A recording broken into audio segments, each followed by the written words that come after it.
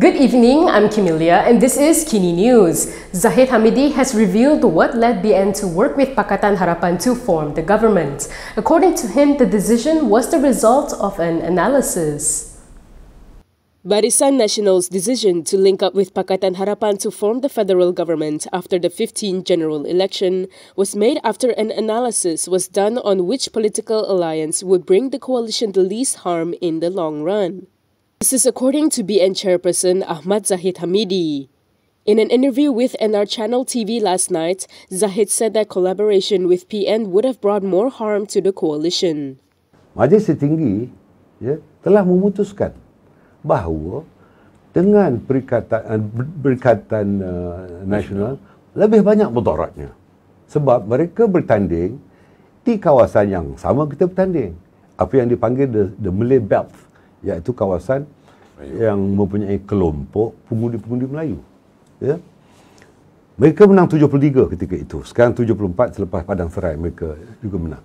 Ya. Tentunya kita akan berperang di gelanggang yang sama. Therefore, Zahid said, Umno choose to side with Harapan as it would ensure the party and BN's political survival. Zahid also responded to claims that he had gone against UMNO's decision by supporting Prime Minister Anwar Ibrahim. He said the decision was made by the Supreme Council, and although they might have different opinions, but when a decision has been reached, they all agree to it. Without revealing names, he revealed that there were two members of the party's Supreme Council who were against the decision of BN backing Harapan to form the federal government. In the same interview, Zahid also responded to criticism from some UMNO members on working with DAP. He said the anger should be directed to Dr Mahathir Mohamad instead of him. UMNO President Ahmad Zahid Hamidi has commented on the dissatisfaction among certain quarters on UMNO's collaboration with DAP in the current government. In an interview with NRChannel TV, Zahid said the anger should be directed at former Prime Minister Dr Mahathir Mohamad. Zahid claimed that Mahathir had given false impressions about DAP over 22 years, which had led to many hating the party. Dialah yang mengindoktrinasikan kami selama 22 tahun. Ya, dan memberikan gambaran yang sangat-sangat negatif terhadap parti itu. Ya, tetapi akhirnya mendakap parti itu. Ya, dan ini kita lihat bahawa PPBM juga berdakapan secara politik dengan parti itu. PAS juga pernah berdakap. Yang belum berdakapan hanya UMNO dan BN saja. Zahid also gave his assurance that he would not sacrifice his party's philosophy despite establishing political cooperation with DAP. He added that DAP has provided guarantees to accept and comply with the 4 articles enshrined in the federal constitution, including Islam and the special rights of Malays. Zuraida Kamarudin is now without a party. PBM announced last night that they had sacked Zuraida and 10 others. Parti Bangsa Malaysia has sacked Zuraida Kamarudin and 10 others. A statement from PBM's information unit said the party's disciplinary committee decided to terminate their membership with immediate effect after they failed to respond to a show clause letter issued on December 19th. Meanwhile, PBM Deputy President Haniza Talha and Women's Chief Daroya Alwi were stripped off their positions but remain as members of the party. When contacted by Malaysia Kini, Seng said Hanis and Daroya were not sacked as the party did not want to encourage party hopping. He said the two are selected Selangor assembly persons, and with the anti-hopping law passed in Selangor, they would not want to be seen as encouraging them to jump to another party. The sacking comes amid a leadership struggle between Zuraida and party president Larry Sung.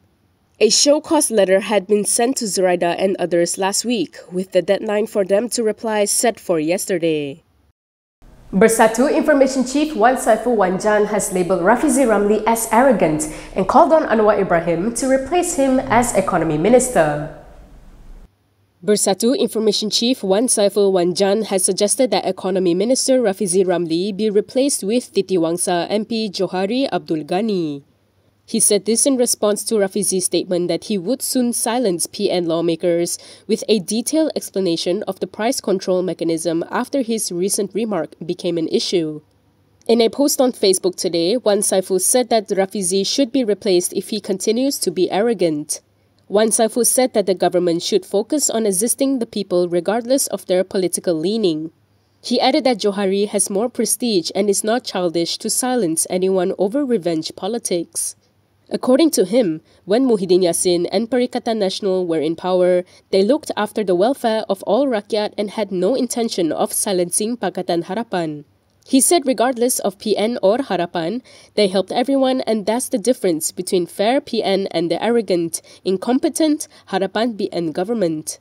He further hit out at the Harapan BN government for allegedly practicing revenge politics against their critics instead of addressing the problems faced by the people. He said the government should be looking at supply-side reforms so that they can have long-term solutions on prices of items, as well as policies concerning incentives, taxes, subsidies, and export regulations as some of the ways to help the rakyat.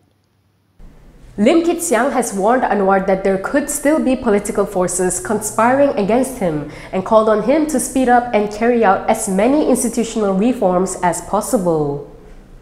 DAP veteran Lim Kit Siang has urged Prime Minister Anwar Ibrahim to carry out as many institutional reforms as possible in the early months of the new government.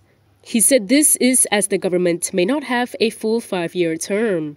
In a statement today, Lim urged Anwar to carry out the promise he made after he was appointed the 10th Prime Minister, which was to not compromise on good governance, the anti-corruption drive, judicial independence, and the welfare of ordinary Malaysians. He added that Anwar should be aware that there are political forces that are conspiring to end his premiership as early as possible. Lim said that former Premier Mahathir Mohamad had missed the historic opportunity to make Malaysia great again, and this is a mistake that Anwar should not repeat. He also called on Anwar to use Transparency International's Corruption Perception Index as a benchmark. He said it is too late for Anwar's government to do anything to improve Malaysia's CPI 2022 ranking, but they can still ensure that Malaysia's TI CPI reports in 2023 is the best for Malaysia. Lim added that the Malaysian Anti-Corruption Commission, as well as all interested Malaysian NGOs and NGIs, should be invited within a month to submit proposals for a Malaysian national anti-corruption plan to place Malaysia among the top 30 countries in the world in public integrity. He said such a plan will be a great start for Anwar's government and should be launched during the February 2023 parliamentary session. Umno's internal party polls may be brought forward before May next year when the 6-month period after the 15th general election is up. Umno President Ahmad Zahid Hamidi said he would leave it to the delegates to decide on the matter. Umno President Ahmad Zahid Hamidi said Umno's internal party polls may be brought forward before May next year. In an interview with NRChannel TV yesterday night, Zahid said that he will let the party's delegates decide on when will be the right time for the party elections to be held. He added that party polls are not held during the Umno General Assembly, but done simultaneously with the party's delegates' divisions conference. He said this meant that there is no need to wait for a period of 6 months for party elections.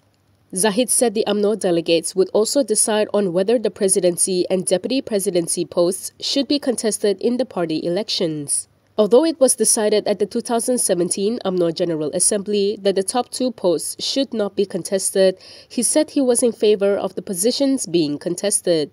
He said as a Democrat he would leave it to the delegates to decide. Zahid said this in response to calls from the party members for both posts to be contested. On Monday, Umno Secretary General Ahmad Maslan was reported as saying that the party's Supreme Council has not made a decision on whether the 2 posts will be contested in the upcoming party leadership elections. Ramesh Rao, an infamous pro-BN NGO leader, has apologized to Anwar for criticisms against him in the past. Ramesh Rao has made an open apology to Prime Minister Anwar Ibrahim over all his misdeeds and criticisms against the Premier in the past. In a video published on Minda Prihatin's YouTube channel, Ramesh said that he never thought that Anwar had brilliant ideas on how to rebuild this country. However, he said he felt moved after looking at Anwar's plans for Malaysia.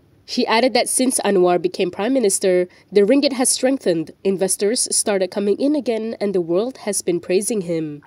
In the video, Ramesh also said that it was a loss to not have Anwar as prime minister earlier. He also urged his friends who had been against Anwar to change their tune. Ramesh, who was a pro-BN NGO leader, was a staunch Anwar critic when the latter was in the opposition. He started his duty as a special officer to Deputy Prime Minister Ahmad Zahid Hamidi in charge of Indian affairs yesterday. Ramesh had gained notoriety during the Najib Abdul Razak administration when his Pertubuhan Minda dan Sosial Prihatin NGO was among the various groups that would regularly lodge police reports against government critics. And that is all from me today. For more stories, you can go to KiniTV.com. You can also follow us on Instagram, Twitter, YouTube, and Facebook for the latest news updates. If you'd like to support independent media, do consider subscribing to MalaysiaKini.com. I'm Kinilia. Thanks for watching.